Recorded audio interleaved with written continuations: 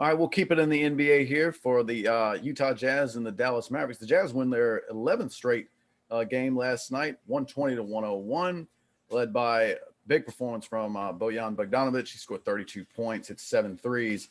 The Mavericks on the other side, they get 25 from Luka Doncic, but not much from anyone else. The next highest score was Jalen Brunson at 13 points. Two teams headed in opposite directions. Drink. Who's to blame for the Mavericks, and who's leading the charge over there for the Jazz, and what do you think of them? All right, so let me go ahead and give the Jazz the shine they deserve off the bat. First of all, I want to say Quinn Snyder. We know that he's in his 7th year there. It seems like finally his product is starting to take form what he wanted to do. And I also think, here's what I do like about most NBA teams is they learn how to stick with their coaches long enough to let their vision, blossom, instead of like the NFL and college football. We always talk about how, you get about 3 years and you're out of here. Like you don't really get a chance to watch your idea blossom into something that's good. And that's what we're seeing with Utah. We got to remember, last night, their best player didn't even play last night. And for anyone that sees that team and say, oh, well, is Donovan Mitchell their best player? Yes, he is. Does it really matter he didn't play? Yeah, it matters. Do you not see the Lakers, how they look if Anthony Davis, and he's the first or second player, however you want to, it's your opinion. But do we not see how the Lakers play when they don't have Anthony Davis? Do we not see how the Clippers play when they don't have Paul George or Kawhi Leonard? My point is, you usually need your stars. Now, when you see a game like Utah versus Dallas, you would think, okay, they need all hands on deck to take care of Dallas. We seen what Dallas can do. We seen what Luka do for Porzingis. Last night wasn't that, folks. This ain't that. This ain't that at all. Last night, Utah came out here with the smoke check. The smoke check. And like I said, without Donovan Mitchell, without their best player. You had Bogdanovic going off, dropping that hot 30. You said in the lead in.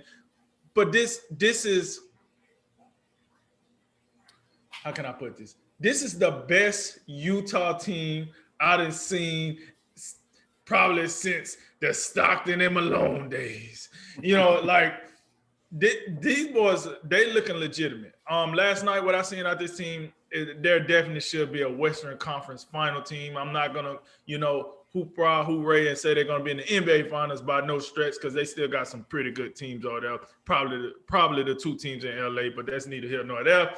But they looked real good. They looked like a clear 3rd team. We was just talking about that before we got on the air. Listen, they looked phenomenal.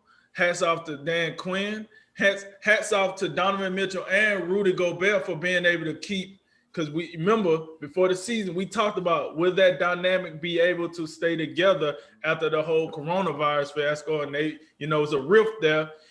Utah paid both guys. Now both guys seem to be, they didn't put the differences behind them, and they playing some good ball. Needless to say, they playing some good ball. I like what I seen out of Joe Ingles. Oh, and then Jordan Clarkson. I got to say something. Because when this cat was at Cleveland, where was this? Clarkson, you could have had a ring if you would have brought some of this to Cleveland. I'm just going to put that out there. You could have had a ring, buddy. Now you're still chasing one because now you want to play some ball. But nonetheless, Jordan Clarkson, he's showing up. That bench is showing up. And I mean, what can you say? Utah, they got to be a top 5 team defensively, because they don't allow just a ton of points night in and night out. I mean, I can't get this team enough kudos. I like what I seen out of them last night. Now let's get to the main event. Let's get to this Dallas Mavericks team. This is a team, what was they, like the 4th seed, 5th seed last year?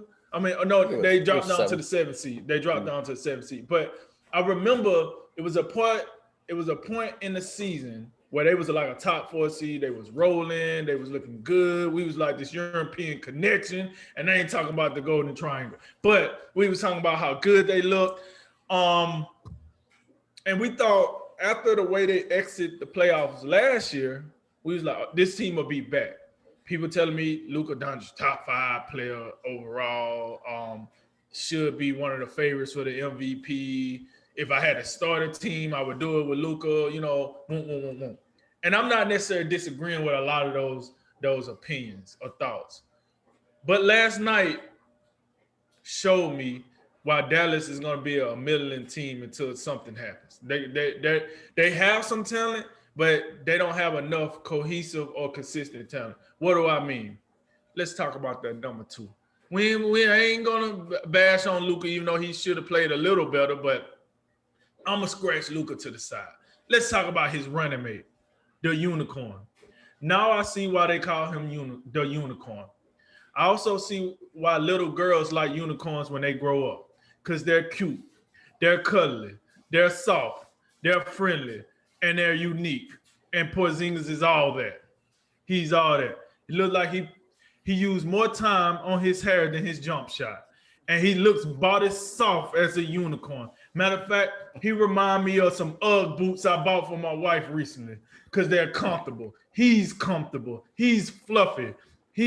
Listen, I should start calling him the Casper mattress man since he want to be so comfortable. Like, this is ridiculous, man. He is softer than baby poop out there. Softer than baby poop. Yeah, that's right. Young frail to the frail. And then when he do play, I'm looking at Luka Doncic last night, looking at him like, bro, you gonna help 11? That's what I get. I get 11 points out of you. You're supposed to be my running mate. We supposed to be doing this European. We represent for the Europeans out here, and this is 11. And I heard all this hype about you in New York. All this, oh man, 7-footer. Oh, this guy can knock it down. Not what down? Himself? His kneecaps? Like what are we doing out here? There, Porzingis? What are we doing? Unicorn? What are we doing? All right, My Little Pony? Because that's what I'm seeing out there. That's exactly what I'm seeing out there. This dude needs to get his game together. He needs to bring it and help his running mate, Luka Doncic, because that ain't it. And I got it. Maybe I'm being unfair because this other dude's not playing well. But those other dudes don't get hyped like Porzingis do. Tim Hardaway Jr., no one hypes him up. Brunson, nobody hypes him up. Like these other guys, nobody hyped them up. That's why they're not going to get the blame like Porzingis. Porzingis was supposed to be the next thing smoking out the European hype train. And instead, he got Luka out here. This looks like the same mess we seen in the playoffs. Luka by himself, just.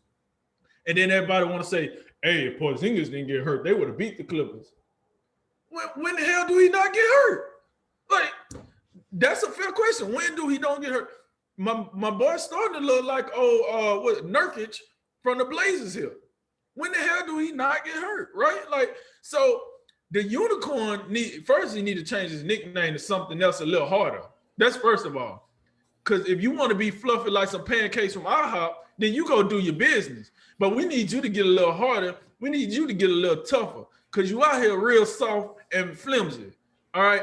We don't need the dollar store. We need the Galleria. We don't want the cheap stuff. We want the good stuff. You know what I'm saying? So with that ain't it. And I think Dallas, I'm not even going to get on defensively because they ain't played defense in years. So it is what it is. But in order for Dallas to make any real noise in the Western Conference, either Porzingis is going to have to wake up or they're going to have to trade him away. I'm sorry. I know they just got him. I got it. But I'm not putting this on the coach that Porzingis not showing up. I don't think that's his fault. I mean, because you see Luka out there trying to play. So with that said, to answer both questions, I was very impressed with Utah. I was impressed with Utah. I left that game last night thinking Utah is for real this year. And I'm not impressed with Porzingis. That's not it. That's not it. So if you want to be the unicorn, go somewhere else, shoot some commercials. I don't know. Some of them medicine commercials or some, I don't know. But we look here, Fluffy McFluff Porzingis. We're not feeling that. We're not feeling that. No. I think Utah, I have to say, I was of the opinion that you remember when the Rudy Gobert was touching microphones and all that stuff, and then he tested positive, right, and Donovan Mitchell tested positive, and there was some big issues inside of that locker room. And I think some people, I was of the opinion that I didn't know if that, those bridges could be repaired. I think they've been repaired though. I don't think you can come out and be on this type of hot streak and not have, like as you say, those differences put aside and maybe some amends have been made.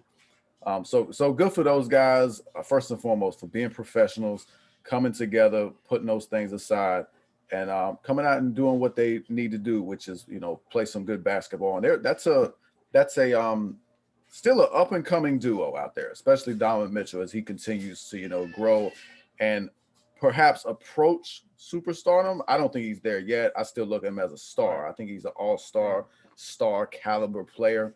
Um, but the pieces around him, you remember when Bogdanovich, it was announced that he wouldn't play in the bubble. I thought that was pretty much it for him. And they did, get out to that big 3-1 series lead against Denver before they ultimately couldn't get it done. But now that he's back, you remember the early seasons of the Utah Jazz under Quinn Snyder, they struggled to score. Now we know they could defend, and they still do defend at a pretty high level, but now things have changed. That team has grown, and now they can, it's the 3-point delight show out there. I mean, it's not much difference than what we talked about, in the first segment. You got New Orleans out there raining threes. Utah hit 20 of them last night, led by Bogdanovich. Conley is a sharpshooter as well. Joe Ingles can do it for you. And that the trade of Jordan Clarkson is one of the best moves like we've seen recently. The energy and the go ahead. I just want to inject something right quick. And that's a fair point. I would say the only difference is between Utah and New Orleans is I bet you won't make a bet with me that Utah can do this again because they're a team that seem to be able to do this again. Yeah, and that by the way, that's only the Bledsoe and Ball point. Those just those two. But yes, Utah can do this. They have the track record. We've seen this, some consistency for some of these guys. I mean, Mike Conley, he's got a track record, a mile long. We know what he can do. And that's proof. That's, I think we were questioning, is Mike Conley, is he really going to do it for you? And he's fit in quite well. He's efficient. He's a professional. He can do things for you. And yet the fact that Donovan Mitchell, didn't play in this game and you still get the Mavericks still get the big smackdown. That's pretty eye-opening. So I think in the big picture, and you recall, I said this a little bit ago, last year it was the Lakers and Clippers, top two teams. I still think they're my two teams that I would look at for the Western Conference Finals. And last season you had, probably about maybe 3, maybe 4 teams that are like, in the middle, in the mix for that third best. Utah, Denver, Houston. This year, I think it's clear cut. I think Utah is clearly the third best team, and right now they're the biggest threat to the teams out in Los Angeles. But I do wonder, teams get hot, on big hot streaks every now and again. 11-game win streak. It looks all good right now, but I think they're gonna come back to earth at some point. And that's probably a little bit more what they'll actually look like. But they're scary good right now. And Bogdanovich, what the scoring punch that he provides is a big plus. If they had Bogdanovich last year, I don't know how you build a 3-1 lead and then blow it, because he's the real deal. And but then the Mavericks, I don't think there's any point in me, talking about Porzingis all that much, especially to the degree that you did. I don't think I can go any harder on him. I will say, I mean, there's bottom line, we know what Luka's going to do. And yeah, you look at Luka last night, and that wasn't his best game, but still, he comes out, gives you 25, 6 and 7, I mean, Porzingis 11 and 9 off 4 for 14, 1 for 5 from 3. I mean, it just hasn't been a good start. We know he got a late start due to injuries. His first game was about 2.5 weeks ago. So, is there something that here's him still trying to round into shape and game form? And I guess so. But the Mavericks, when you look at them, we thought last season the Mavericks were a little bit ahead of the pace. I don't think last year we saw them as a playoff team. They beat expectations, and now it's like, okay, well, you were a year early. So now we expect a little bit more from them this year. Well, they're taking a step back right now, and we know after Luka and Porzingis, there's a big talent deficit. They don't have a lot. They don't have guys underneath those two guys that are gonna step in and just fill that number two void. It has to be Porzingis, and if this is the degree that he's gonna play at, and they have no shot, and they'll struggle, and they could miss the playoffs. So he has to be better. He has to impact the game more. You look at last night. I mean, it's 1 point to just score 11 points, but I mean no assists, no blocks, just no impact on the other side of on the defensive end either. And he's at 7'3" with his skills, the ball handling, the outside shooting, and we know defensively, when you're 7'3", you can impact shots at the rim. So he's just got to have a bigger impact. I know I get the sense that Luka Doncic the frustration is mounting because I think it's only natural. I mean, he just led this team they gave the Clippers, who we thought, wouldn't be impacted at all by the Mavericks, and he made them sweat a little bit in some respects by himself. So it's all about Porzingis, but I would not only hold him responsible. I mean, it's on down the roster. I mean, what is Tim Hardaway's job? To score the ball, and you score 2 points and you take 5 shots. Where were you, Tim Hardaway? That's your job. And Tim Hardaway's there. He's that third scorer. And then Josh Richardson, I mean, 6 points. I mean, not a whole lot going on. I think a lot of Josh Richardson. I thought for Philadelphia, there were some points in Philadelphia last season where I was like, I want Josh Richardson to close games. I don't have a lot of faith in some of these other dudes. So you want to talk about Porzingis, and I'm absolutely with you. He has to be better.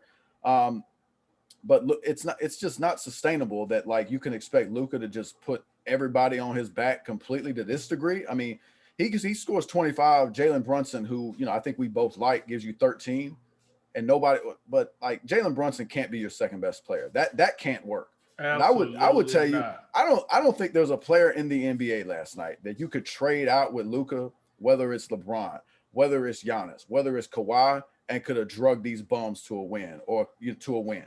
I don't think you could find one. So I think I'm sympathetic right now to what Luka's going through after how great of a season they had last year, and maybe I don't necessarily like the the public comments to where oh, it seems like guys don't care and all that. I'd prefer you keep that under wraps and address it in the locker room. But I don't know, maybe it's what some of these guys need.